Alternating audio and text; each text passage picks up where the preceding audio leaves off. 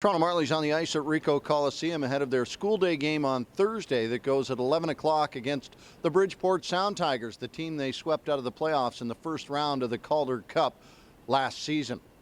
Now the Marlies looking to get some players back in the lineup, though whether Kasperi Kapanen, Tobias Lindberg, and Brendan Leipsic are ready for that school day game, well, we'll have to see. Certainly look towards the weekend as well against the St. John's Ice Caps. Well, for head coach Sheldon Keefe, this is a bit of a distracted day, as the NHL trade deadline always seems to be, but the team focused on the goal at hand. Yeah, I thought our guys were focused and having fun and staying loose today, which is a good positive thing. And everyone's stressed out, not even so much just because of your own personal situation, but everybody's interested, what's going on in the hockey world, and everybody's crowding around the TV for most of the morning here today between the workout and practice. And it's just kind of nature of the beast here, but it'll pass, and we'll get on to business as usual. But I was happy with our practice. You've already seen a little bit of movement last week and a little bit this week with the addition of Kalainen and the addition of LeBlanc as well. How's that been going so far? So far, so good. Obviously, Cleveland got in some games for us there last week and got comfortable. We got a little taste of what he can bring with, good defensively responsible centerman. He's tall body and can handle the puck well. And LeBlanc, obviously a veteran guy, they've been through it all at this level, so brings some experience to our group. And we got some healthy bodies kind of starting to work their way back in the lineup too. So it's an exciting time for us. We're ready to get back to work. Almost seems like a perfect time for them to get back with the loss of Byron Frazee. Yeah, certainly. Obviously, we were playing without Frazee too for the last little while with his injury and whatnot. But that's a lot of goals that he's, that have come out of our lineup here and now permanently. So to get the people back, I think was a nice boost. Virtually, you lose Frazee in the trade, and the very next day you got Leipsic and Kapanen that show up and are full contact practice and they're looking to be back in the swing of things. So that helps the group. Certainly, we're a better team when those guys are playing. That said, we're playing better hockey now than we were when we were healthy before. So we want to make sure the people coming in are ready to go and ready to kind of fall in place and do their thing to help boost our group but not have the other guys stand around as spectators, but to get them keep doing what they're doing as well. In the world of hockey, always things move so quickly. How did you find out about coming here, and how has it been so far? Well, the Devils put me on the waivers, and it was tough 2 days for me. I just waited for somebody pick me up. And then just my agent called me and said, you got traded to Toronto.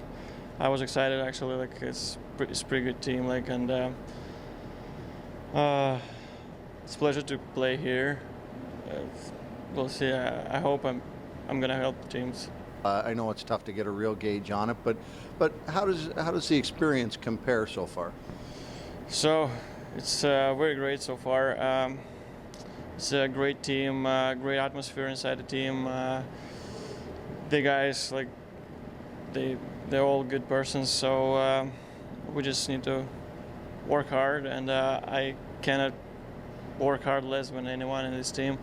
So they did a great job so far in this season. Pierre-Luc, when you look at where you were 3 days ago, how much of a whirlwind has this been? It happens quick. That's hockey. I guess that's the business side of hockey. I get a phone call. I was at the dentist. I get a phone call telling me that I gotta get my stuff ready to go, and not even 24 hours, I'm on the ice in Toronto. So it happened really fast, but it's for the best. So I'm really excited to be here.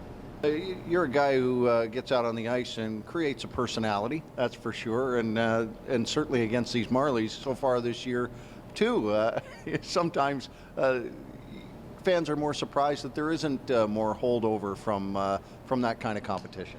Well, you go out, you play hard, you compete, and when the game's over, you got to move on. And that's the thing with this league or any pro hockey league or pro sports.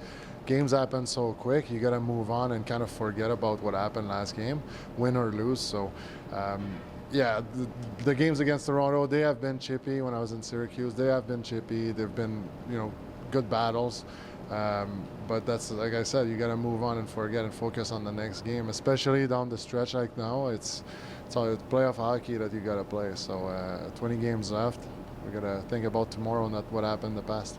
Some of the stories that oftentimes bring a smile to your face in the American Hockey League are when backup goaltenders get a chance to sit on the bench in a pro hockey game in the American Hockey League. Remember Dave Ayres from last year, Zamboni driver here at the Ricoh. He got a chance. And now this year, a real quality chance for Clint Windsor as the Brock University goaltender will get a chance to back up Antoine Bibeau.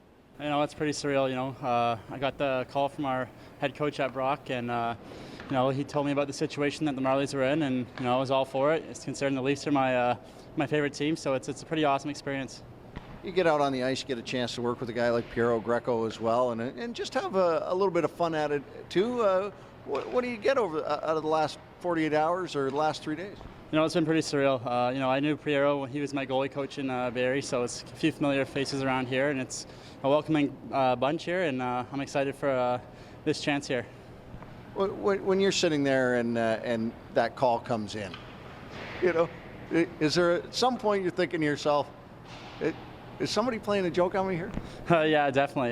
You know, I was sitting there with my girlfriend, and we got the text from my coach, and you know, I was thinking of how I can get out of this exam, and you know, it all worked out for me, and it was an unreal experience. What do you hope to take away from it and learn and take into the future? Yeah, you know, it's a great experience for me to see, you know, how fast the second highest level of hockey in the world. So, you know, it's pretty crazy to see the speed and the shots of some guys, and I'm just going to soak it all in here and be a sponge around here. 3 games ahead of the Marlies this week as they play that school day game against the Bridgeport Sound Tigers, who are still clawing for a playoff position. They're in that 4th spot in the Atlantic Division, but are looking to keep it and solidify it. And then the St. John's Ice Caps on the weekend, again, a team that is in 4th place in the North Division, but also looking to distance themselves from the folks chasing in 5th and 6th, and maybe catch up to the Marlies in 3rd.